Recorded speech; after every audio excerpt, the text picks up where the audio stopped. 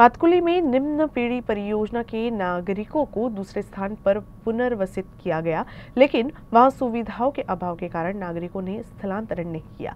इस पृष्ठभूमि में जिला परिषद की सीईओ संजिता महापात्रा ने पेड़ी परियोजना के तहत अलनगांव कुंड के 2 गांव का निरीक्षण किया। इस दौरान उन्हें सुविधाओं की कमी के बारे में पता चला और नागरिकों ने इस दौरान अपनी शिकायतें भी उनके सामने रखी।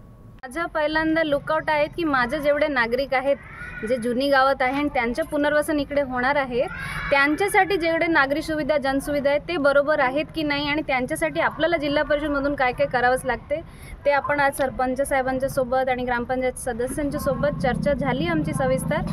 आपण त्यासाठी जे जे उपाययोजना करायचे, जे पाणीचे असो, क्लिअरन्सचे असो, MSCBचे असो, शाळा बांधकाम किंवा PHC असो, ग्रामपंचायत भवन असो, जे आपल्या नागरी सुविधा आहेत त्याच्यासाठी आपण पाठपुरावा केलेले आहेत।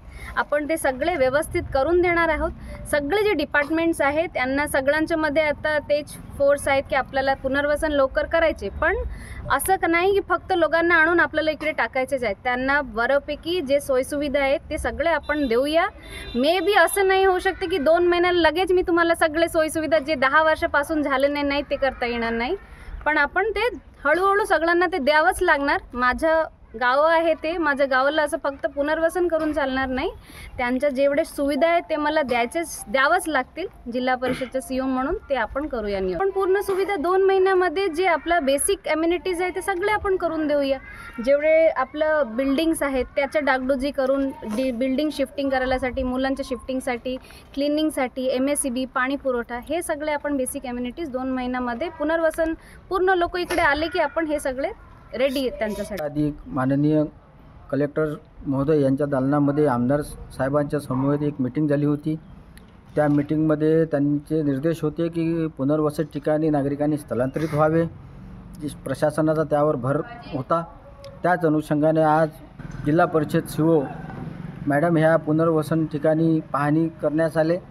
त्यांनी इथे झालेल्या नागरी सुविधा, प्रशासकीय बिल्डिंगा, शिकस्त झालेले काचे, फुटलेले काचे व पुनर्वसित ठिकाणी असलेले घाणीचे साम्राज्य, या सगळ्या सुविधांची पाहणी केली आणि संबंधित आमच्या ग्रामपंचायतला त्यांनी तसे निर्देश दिले की तुमच्याकडे जो 20% निधी उपलब्ध आहे त्या व्याजावर तुम्ही हे सर्व कामे करून घ्या आणि लोकांना नागरी सुविधा पुरवा।